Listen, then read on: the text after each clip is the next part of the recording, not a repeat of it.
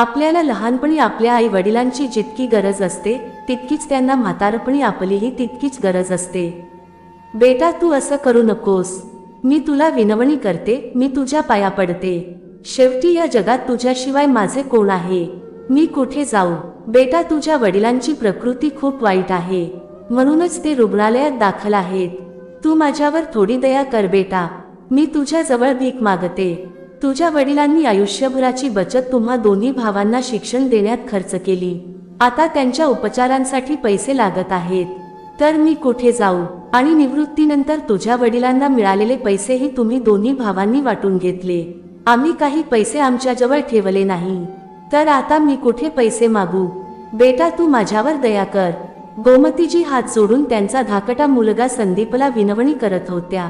तेवढ्यात त्यांची धाकटी सून रिंकी चप्पल घालून बाजूला पास लटकवत तिचा नवरा संदीपला म्हणाली, चला मला खरेदीसाठी उशीर होईल आणि तुम्हालाही ऑफिसला जायचे आहे ना. असे बोलत मुलगा आणि सून दोघेही गाडीत बसले आणि गोमतीजींसमोरून निघण्याची तयारी केली. तेवढ्यात गोमतीजींनी हात जोडून त्यांच्या सुनेला विनवणी केली, सुनबाई तू किमान मला दवाखान्यात तरी घेऊन चल. आता माझ्या जुन्या हाडांमध्ये जीव राहिलेला नाही. तेव्हा रिंकीने रागीट चेहरा केला आणि मंद हास्य करत तिच्या सासूचे हात झटकून म्हटले, हे जा म्हातारे, इतक्या चमकदार गाडीत बसण्याची तुझी लायकी नाही. तिने गाडीचा दरवाजा उघडला, आत गेली आणि संदीपला म्हणाली, चला संदीप आपल्याला उशीर होत आहे. या म्हातारीचे हे रोजचेच नाटक आहे. आज आपला मुलगा लवकर शाळेतून परत येईल, तेव्हा मग मी कुठेही जाऊ शकणार नाही. संदीपनेही होकार दिला. ते जोडपे गाडीत बसले आणि गोमतीजींच्या समोरून गाडी गेली. त्यांची गाडी नजरेआड होईपर्यंत गोमतीजी त्यांना जाताना पाहत राहिल्या. थकलेल्या गोमतीजी हळूहळू रडत रडत हॉस्पिटलकडे निघाल्या. थोड्या अंतरावर त्यांना एक रिक्षावाला भेटला. रिक्षावाल्यानं त्याची रिक्षा थांबवली आणि विचारलं, आई तू कुठे जात आहेस? तू माझ्या रिक्षात बस. रिक्षावाल्याकडे न पाहता गोमतीजींनी मान हलवली आणि थोड्या वेगाने चालू लागल्या. तेवढ्यात रिक्षावाला म्हणाला, गोमती आई तू मला ओळखलं नाहीस का? मी कुंदन आहे, तुमचा शेजारी.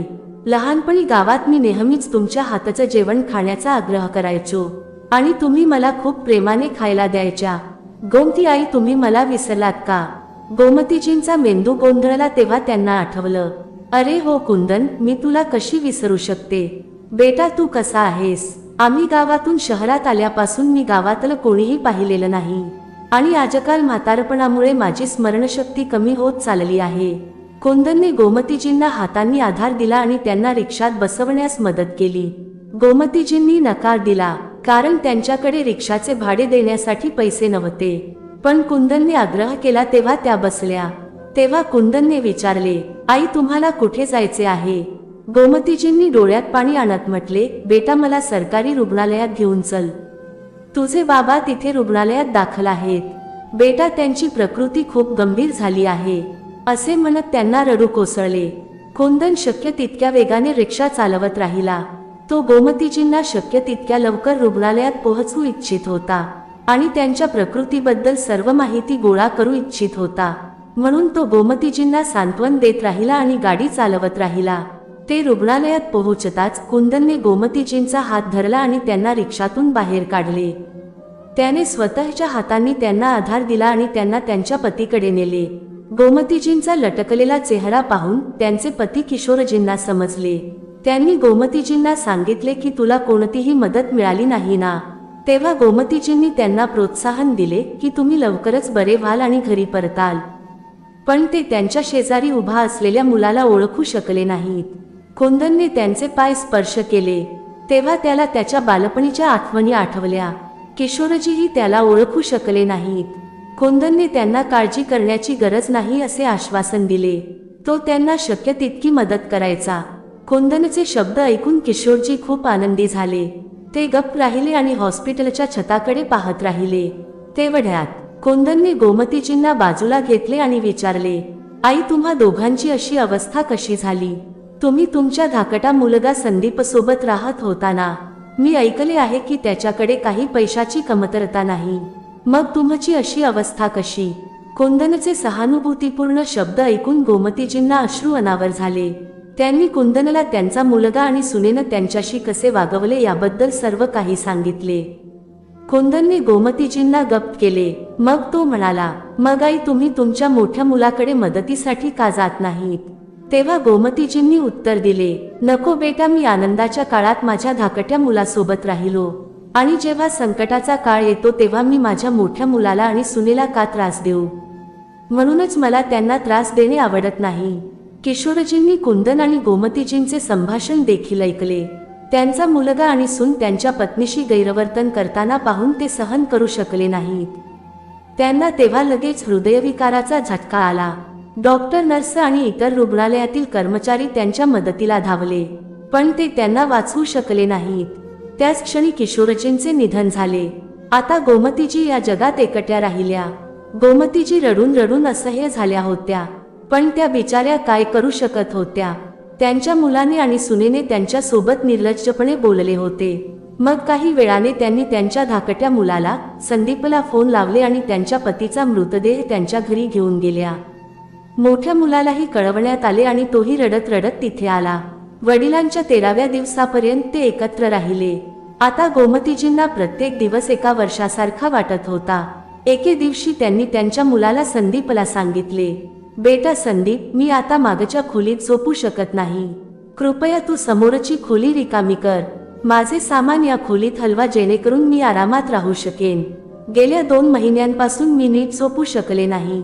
रात्रभर माझ्या मनात वाईट विचार येतात. थोडासा आवाजही मला कोणीतरी हाक मारल्यासारखे वाटते. तेव्हा संदीप रागाने डोळे मोठे करत म्हणाला, आई तू आता लहान मुलगी आहेस का? आणि तू आतापर्यंत या खोलीत राहत आहेस.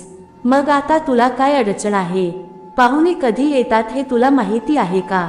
किंवा जेव्हा तुझी नातवंडे खेळू इच्छितात तेव्हा ते या खोलीत खेळतात. मग आम्ही तुला ती खोली कशी देऊ शकतो? मग गोमतीजी म्हणाल्या, बेटा आधी परिस्थिती वेगळी होती. तेव्हा तुझे वडील होते, पण ते अचानक आम्हाला सोडून गेले.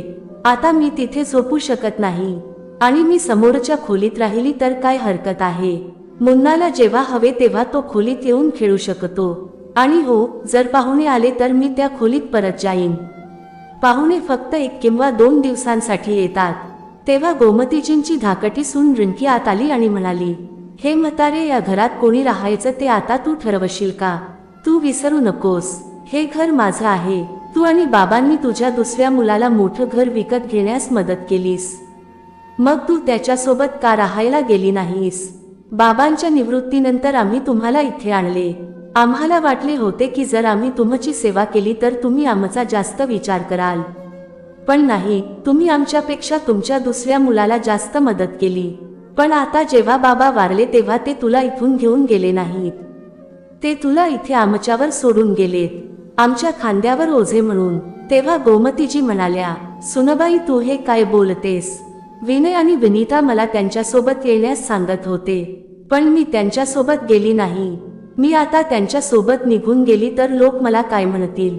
तू इतकी वेळ तुझ्या धाकट्या मुलासोबत आणि सुनेसोबत राहत होतीस आणि तुझ्या नवऱ्याचे निधन होताच तू सांत्वनासाठी तुझ्या मोठ्या मुलाकडे गेलीस. लोक माझ्याबद्दल बोलतील म्हणून मी इथेच थांबली होती, पण तुम्ही माझ्याकडे बोट दाखवत आहात. आणि सुनबाई, तुमच्या सासऱ्यांनी त्यांचे निवृत्तीचे पैसे दोन्ही मुलांमध्ये समान वाटले. जर तुला माझ्यावर विश्वास नसेल तर तू संदीपला विचार. सुनबाई, माझी दुसरी सून पैसे खूप काळजीपूर्वक खर्च करते, म्हणूनच आज त्यांच्याकडे पैसे आहेत. आणि तुम्ही लोकांनी शहरात घर बांधले, पण त्याने शहरापासून दूर घर बांधले. तेव्हा सून म्हणाली, तुला आमच्याबद्दल विचार करायला हवा होता, तेव्हा तू आमच्याबद्दल विचार केला नाही. आणि आता तू आम्हाला का टोमणे मारत आहेस? तू गावातली जमीन आणि घर विकून आम्हाला आमचा वाटा दिला तर हे खूप बरे होईल, कारण मला तुझ्याकडून दुसरी काहीही अपेक्षा नाही. आणि जर तू तुझ्या मोठ्या मुलाशी आणि सुनेशी बोलू शकलीस तर त्यांना तू सांगा, त्यांनी तुला येथून घेऊन जावे आणि त्यांच्यासोबत ठेवावे. मग तुला तिथे भीती वाटणार नाही. अहो या, चला आपण नाश्ता करूया. हे हिचे रोजचेच नाटक आहे. बिचाऱ्या गोमतीजी, त्यांचा नवरा किशोरजी 2 महिन्यांपूर्वीच हृदयविकाराच्या झटक्याने वारले होते आणि त्यांना आज हे ऐकावे लागत होते. मोठा मुलगा विनय एका खाजगी नोकरीत काम करत होता. सून घरी मुलांना शिकवून तिच्या पतीला मदत करत होती. त्यांनी काही पैसे वाचवले होते आणि वडिलांच्या निवृत्तीनंतर मिळालेल्या पैशातून त्यांनी घर बांधले. विनय आणि त्याची पत्नी विनीता यांनी सुरुवातीपासूनच पैसे वाचवले होते, पण संदीप नेहमीच विलासी जीवन जगत होता. जेव्हा त्याच्याकडे पैसे कमी पडत होते तेव्हा तो त्याच्या पालकांना दोष देत होता. वेळ निघून गेला. गोमतीजींना वाटले की त्यांच्या मोठ्या मुलासमोर आणि सुनेसमोर त्यांच्या भावना कशा व्यक्त करायच्या, तेव्हा त्यांना काय वाटेल.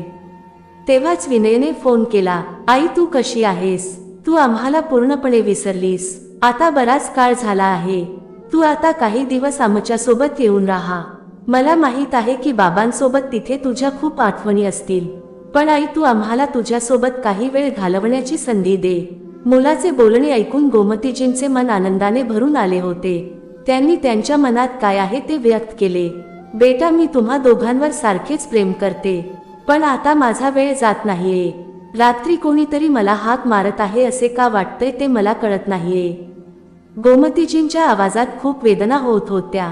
फोन स्पीकरवर होता म्हणून विनीताला ते ऐकू आलं. विनीताने फोन उचलला आणि म्हणाली, आई, असे वाटते की तुम्ही खूप बारीक झाल्या आहात आणि तुम्हाला बरे वाटत नाहीये का? काय झालंय आई? तुम्हाला रात्री झोप का येत नाहीये? विनीताचा आवाज ऐकून गोमतीजींना रडू कोसळलं, जणू कोणीतरी त्यांना खूप प्रेमाने विचारलं आहे. तेव्हा विनय म्हणाला, आई, तू काळजी करू नकोस. मी संदीपशी बोलेन. मी लवकरच तुला घ्यायला येईन. विनीताने गोमतीजींना सांत्वन दिले. तेव्हा गोमतीजींना शांती मिळाली. दुसऱ्या दिवशी रविवार होता. विनयने संदीपला फोन केला. संदीप, काय झालंय? आईला बरे वाटत नाहीये का? काल मी तिच्याशी बोललो तेव्हा तिच्या आवाजात खूप वेदना होत्या. तेव्हा संदीप म्हणाला, भाऊ, मी एवढं करूनही जर तुला असंच वाटत असेल तर तू काही दिवस आईला तुझ्या सोबत का घेऊन जात नाहीस? संदीपचे शब्द रागीट होते, पण विनय खूप समजूतदार होता, म्हणूनच त्याला त्यावेळी काहीही बोलणे योग्य वाटले नाही. त्याने फक्त एवढेच सांगितले, मी दुपारपर्यंत आईला घेऊन जाईन. विनयनेही फोन ठेवला. लगेच संदीपने गोमतीजींवर शाब्दिक हल्ला करायला सुरुवात केली. तो बोलू लागला, का आई, तू माझ्याबद्दल भावाकडे तक्रार करत आहेस, यात काय चूक आहे? आता तुझा लाडका मुलगा येत आहे, त्याच्यासोबत तू जा आणि तुला हवं तेवढी तक्रार कर. आणि हो, एक गोष्ट काळजीपूर्वक ऐक. माझ्या घराकडे तू पुन्हा पाहू नकोस. मी तुला आता सहन करू शकत नाही. मला कोणाचीही भीती वाटत नाही. बाबा आता मला बोलण्यासाठी नाहीत. आणि हो, तुझे सर्व सामान घेऊन तू निघून जा, म्हणजे तुला पुन्हा इथे येण्याचे निमित्त राहणार नाही. असे बोलून तो रागाने तिथून निघून गेला. रिंकी संदीपचे बोलणे ऐकून खूप आनंदी झाली. ती विचार करत होती, बरं झाले, ही दुःखी म्हातारी आता कायमची निघून जाईल. आता मी माझ्या मनाप्रमाणे जगू शकते. इकडे गोमतीजींनी मुलाकडून असे कठोर शब्द ऐकले तेव्हा त्यांच्या डोळ्यातून अश्रू वाहत होते.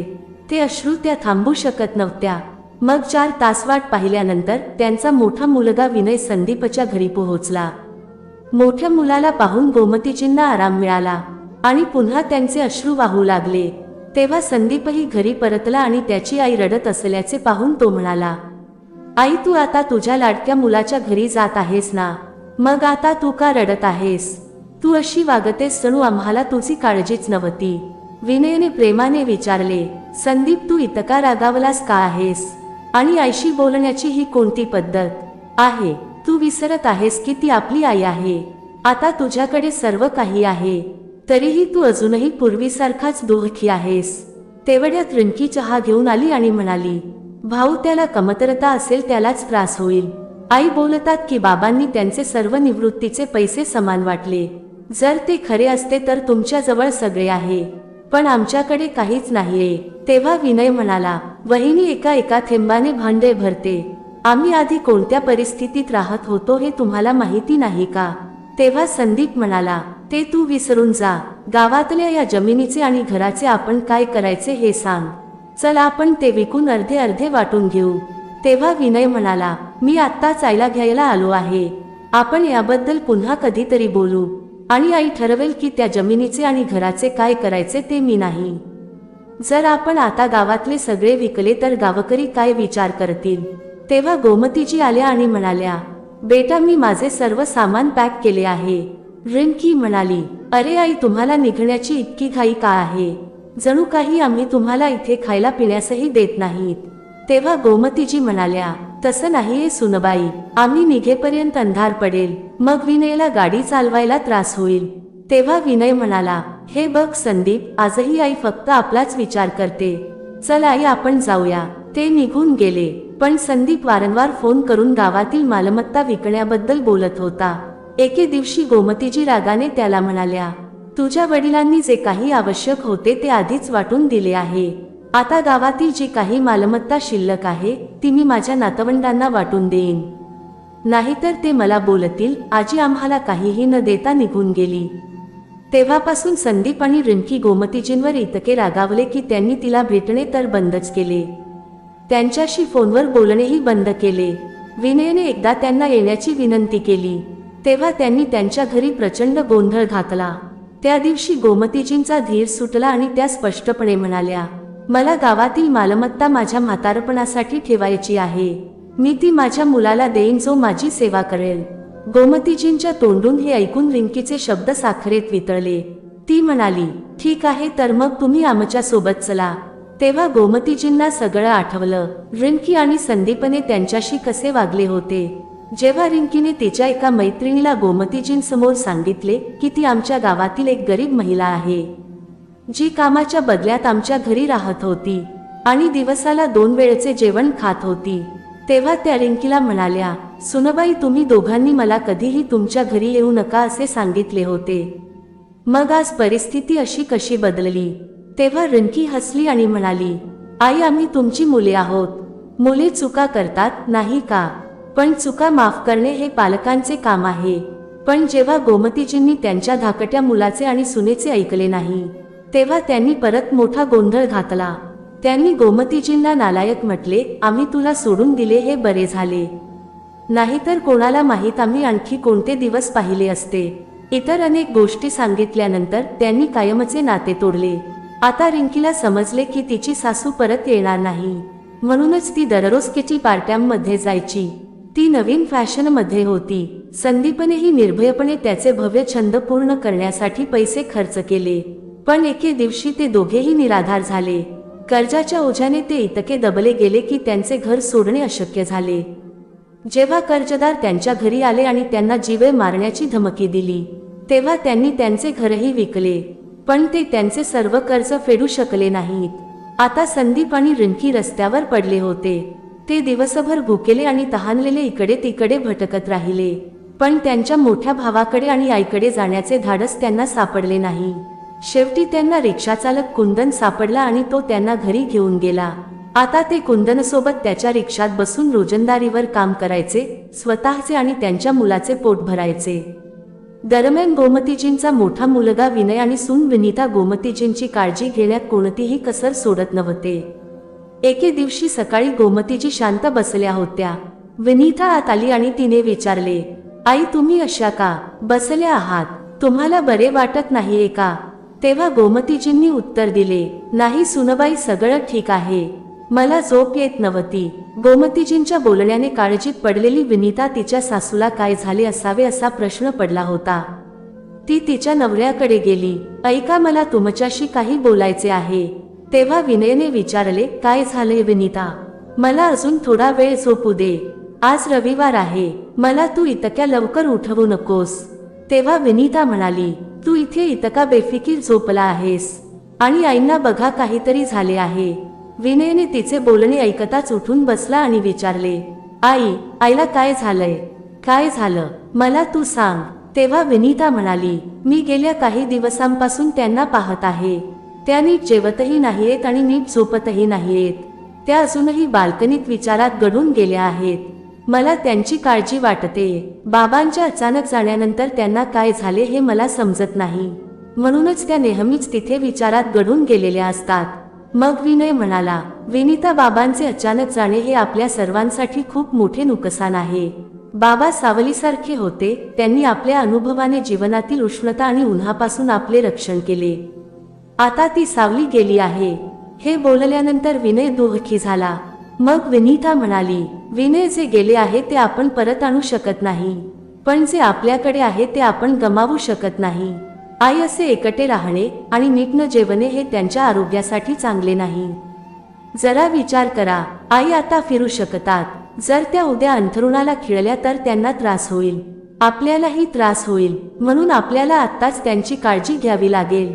तेव्हा विनय म्हणाला, तू बरोबर बोलत आहेस विनिता, मी तिला आजच डॉक्टरकडे घेऊन जातो. विनिता हसली. ती म्हणाली, त्यांचा उपचार डॉक्टरकडे नाही, आपल्याकडे आहे. विनयने विचारले, तुला काय म्हणायचे आहे? आपण तिच्यावर कसे उपचार करायचे? विनिता म्हणाली, जेव्हा तुम्ही लहान होता तेव्हा तुम्ही काय करायचे? तेव्हा विनय हसला, अरे तू विचारू नकोस. जर चुकून वारा वाहायचा किंवा खिडकीतून आवाज यायचा तर मी घाबरून आईकडे धावत होतो. तेव्हा आई माझ्या डोक्यावर हात ठेवताच माझी सर्व भीती निघून जायची. आता मला हे सर्व चांगले समजले. विनिता म्हणाली, हो, तुम्ही आईसोबत त्यांच्या खोलीत राहायला हवं. शक्य तितका वेळ त्यांच्यासोबत घालवा. मी दिवसभर त्यांच्या भोवती असते आणि गुडियाही त्यांच्याशी खूप बोलते. म्हणून कामानंतर तुम्ही त्यांच्यासोबत थोडा वेळ घालवा. मी सुचवते की तुम्ही सुट्टीच्या दिवशी त्यांच्यासोबत झोपा. त्यांना तुमच्या बालपणीच्या आठवणी आणि त्यांच्यासोबत अनुभवलेल्या मूर्ख गोष्टी आठवा. तुम्हाला दिसेल त्यांना खूप छान वाटेल. विनयने विनिताचा हात धरला आणि म्हणाला, विनिता, तू खूप छान आहेस. तुला सगळं खूप चांगलं समजतं. आज रविवार आहे. मी आज रात्री माझ्या आईसोबत झोपेन. तेव्हा विनिता म्हणाली, बरं ठीक आहे. मग दिवसभर विनय आणि विनिता गोमतीजींना कोणत्या ना कोणत्या निमित्ताने व्यस्त ठेवत राहिले. आणि त्या रात्री जेवणानंतर जेव्हा सर्वजण झोपायला आपापल्या खोलीत गेले तेव्हा विनय पाण्याची बाटली घेऊन गोमतीजींच्या खोलीत आला. कोण आहे? गोमतीजींनी एक छोटीशी लाईट लावत विचारले. आई, मी विनय आहे. विनय, तू इथे काय करतोस बेटा? खूप उशीर झाला आहे. तुला काही काम आहे का? गोमतीजी उठू लागल्या. विनयने हळूवारपणे त्याच्या आईला खाली झोपवले आणि म्हणाला, अरे आई, आज मी तुझ्यासोबत इथेच झोपेन. गोमतीजी म्हणाल्या, तू इथेच झोपशील पण का बेटा?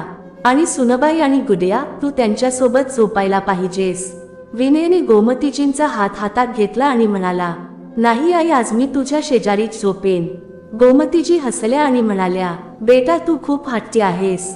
मला असे वाटते की माझी सून विनिताशी तुझे भांडण झाले आहे. बघ विनय, माझी सून खूप चांगली आहे. तू तिच्याशी भांडू नकोस. आता तू तुझ्या खोलीत जा आणि तिला पटवून देण्याचा प्रयत्न कर. ती सहमत होईल. तेव्हा विनय म्हणाला, मला माहिती आहे आई, तुझी सून खूप चांगली आहे. पण असं नाहीये की माझं तिच्याशी भांडण झालंय. तुला आठवतंय का आई, मी लहान असताना मला भीती वाटायची किंवा हॉरर चित्रपट पाहिल्यानंतर मी तुझ्या शेजारी येऊन झोपायचो. गोमतीजी हसल्या आणि म्हणाल्या, हो, मला आठवतंय. पण माझ्या मूर्ख मुला, तू हे का विसरतोस? तेव्हा तू लहान होतास. तू कमकुवत होतास. तू घाबरला होतास म्हणूनच तू मला मिठी मारून झोपायची. पण आता तू मोठा झाला आहेस बेटा. विनयने आईचा हात गालाखाली ठेवला आणि म्हणाला, आई, जेव्हा आम्ही कमकुवत आणि घाबरलो होतो तेव्हा आम्ही स्वतःशीच निर्भयपणे झोपायचो. वडीलधारी माणसेही कधी कधी एकटे असताना ते चिंताग्रस्त होऊ शकतात, तर ते त्यांच्या मुलांकडून आधार घेऊ शकत नाहीत का? आई, मला माहिती आहे, बाबांच्या अचानक जाण्यापासून तुला एकटेपणा जाणवत आहे. म्हणूनच तू झोपू शकत नाहीस. आणि सध्या संदीपच्या वागण्यामुळे तू अस्वस्थ आहेस. पण आई, हा जीवनाचा एक भाग आहे. तू बोलायचीस की जीवनातील अडचणींना धैर्याने तोंड दिल्याने ते भूतासारखे पळून जातात. विनयच्या बोलण्यावर गोमतीजी हसल्या. विनय म्हणाला, आई, तू एकटी नाहीस. जसा तुझा पदर पूर्वी माझा आधार होता तसाच तुझा अजूनही मजबूत खांदा आहे. तुझा हा मुलगा नेहमीच तुझ्या सोबत राहील. आई म्हणत विनयने पुन्हा एकदा आईला मिठी मारली. अगदी लहानपणीप्रमाणेच. दाराबाहेर उभी असलेली विनिता हे सर्व ऐकत होती आणि तिचे डोळे अश्रूंनी भरले होते. तिला आई मुलाच्या प्रेमात अडथळा आणायचा नव्हता, म्हणून ती शांतपणे तिच्या मुलीजवळ झोपायला गेली. आई आणि मुलाचे डोळे ओले होते. मुलगा त्याच्या आईचे हात मिठी मारत होता आणि आई तिच्या मुलाच्या गालांना हात लावून काही वेळ गप्पा मारत होती. निर्भय आणि बेफिकीर गोमतीजी खरोखरच गाढ झोपेत गेल्या. वेळ गेला आणि कालांतराने गोमतीजी पूर्ण अधिकाराने विनयच्या घरात राहू लागल्या. मग एके दिवशी विनय त्याच्या आईला म्हणाला, आई, तुझ्या आशीर्वादाने आमच्याकडे सर्व काही आहे. मला वाटते की आपण एक गाडी घेऊ शकलो असतो. तेव्हा गोमतीजींच्या डोळ्यासमोर ते दृश्य तरळले. जेव्हा रिंकीने गोमतीजींना सांगितले होते की त्या चमकदार गाडीत बसण्यास पात्र नाहीत, गोमतीजींना ते आठवले तेव्हा त्यांच्या डोळ्यात अश्रू आले. जेव्हा विनय आणि विनीताने त्यांना का रडत आहे असे विचारले, तेव्हा त्यांनी संपूर्ण घटना सांगितली. रिंकीने त्यांचा अपमान कसा केला. विनय आता त्याच्या आईला चमकदार गाडीत बसवण्याचा निर्धार करत होता आणि मग काही दिवसांनी विनयने चमकदार गाडी घरी आणली. तो त्याच्या आईला, पत्नीला आणि मुलीला तिची पूजा करण्यासाठी शहरातील सर्वात मोठ्या मंदिरात घेऊन गेला. गाडीतून उतरताच त्यांना मंदिराशेजारी काम करणारे लोक दिसले. त्यांना एक महिला विटा वाहून नेताना दिसली. ती अगदी रिंकीसारखी दिसत होती, पण त्यांना त्यांच्या डोळ्यांवर विश्वास बसत नव्हता. मग त्या विनीताला म्हणाल्या, विनीता, ती रिंकी आहे का? विनीता तिला पाहून थक्क झाली. थोड्याच वेळात संदीप आला. फाटके कपडे घातलेले आणि सिमेंट आणि विटांच्या धुळीने इतके घाणेरडे होते की त्यांना ओळखता येत नव्हते. तेवढ्यात कुंदनने दुरून हाक मारली, गोमती आई, तू कशी आहेस? गोमतीजींनी त्यांचे नाव ऐकून संदीप आणि रिंकी, गोमतीजी आणि त्यांचा मोठा मुलगा आणि सून यांना पाहून लाजेने आपले चेहरे लपवले. मग गोमतीजी मंदिरात गेल्या आणि पुजाऱ्याला पूजा करायला सांगितली. त्यांनी मंदिरातील कर्मचाऱ्यांना आणि जवळच्या मजुरांना मिठाई आणि प्रसाद वाटला. संदीप आणि रिंकी प्रसाद आणि मिठाई घेणाऱ्या मजुरांच्या रांगेत उभे असताना त्यांच्या डोळ्यात अश्रू आले. सुरुवातीला गोमतीजींचे हृदय प्रेमाने भरले, पण त्यांना त्यांचे कृत्य आठवताच त्यांनी निर्दयपणे सर्वांना प्रसाद वाटला. मग त्या चमकदार गाडीत चढल्या. तेवढ्यात त्यांचा धाकटा मुलगा आणि सून त्यांच्या पाया पडून क्षमा मागू लागले. तेवढ्यात कुंदन तिथे पोहोचला. तो गोमतीजींसमोर हात जोडून तो म्हणाला, आई, तुम्ही एक आई आहात आणि आईचे हृदय मोठे असते. म्हणूनच मी तुम्हाला विनंती करतो की या दोन पाप्यांना क्षमा करा आणि त्यांना गावातील मालमत्तेचा वाटा द्या, नाहीतर तुमच्यात आणि त्यांच्यात काय फरक राहील. मग गोमतीजींनी त्यांना विनयच्या घरी येण्यास सांगितले. त्या विनय आणि त्यांच्या कुटुंबासह एका चमकदार गाडीने निघून गेल्या. दरम्यान संदीप आणि रिंकी कुंदनच्या रिक्षाने विनयच्या घरी पोहोचले. मग गोमतीजींनी रिंकीला आठवण करून दिली, सुनबाई, तुम्हाला आठवते का तो दिवस जेव्हा मी माझ्या पतीच्या उपचारासाठी तुमच्याकडे पैसे मागितले होते? मला रुग्णालयात घेऊन जाण्याची विनंती केली होती, पण तुम्ही मला तुमच्या चमकदार गाडीत बसू दिले नाही आणि पैशासाठी माझा अपमानही केला होता. पण मी एक आई आहे, मी कधीही असे करणार नाही. तुम्ही दोघेही जा, आपल्या गावातील घरी राहा आणि तुमच्या वाट्याची शेती करा. विनयने त्याच्या वाट्याला असलेल्या जमिनीवर एक चांगले रुग्णालय उघडले, जेणेकरून इतरांनी त्याचे वडील जसे उपचाराशिवाय गमावले तसे त्यांचे प्रियजन गमावू नयेत. संदीप आणि रिंकी पश्चात्तापाच्या आगीत जळत होते. दुसरीकडे विनय त्याच्या आईच्या आश्रयाखाली आनंदाने जगत होता. तर मित्रांनो, पालकांच्या हृदयाच्या आशीर्वादापेक्षा मोठा आशीर्वाद नाही आणि त्याने ते स्वीकारले. ते जगातील सर्व संपत्तीने स्वतःला धन्य समजा, पण जर पालकांचे हृदय रडत असेल तर त्यांची मुले कधीही आनंदी राहू शकत नाहीत. म्हणूनच पालकांचा आदर केला पाहिजे. प्रत्येक परिस्थितीत त्यांचा आदर केला पाहिजे. मित्रांनो, मला आशा आहे की तुम्हाला ही कथा आवडली असेल. जर तुम्हाला कथा आवडली असेल तर कृपया व्हिडिओ लाईक करा. जर तुम्ही पहिल्यांदाच चॅनेलला भेट देत असाल तर कृपया सबस्क्राईब करा. धन्यवाद.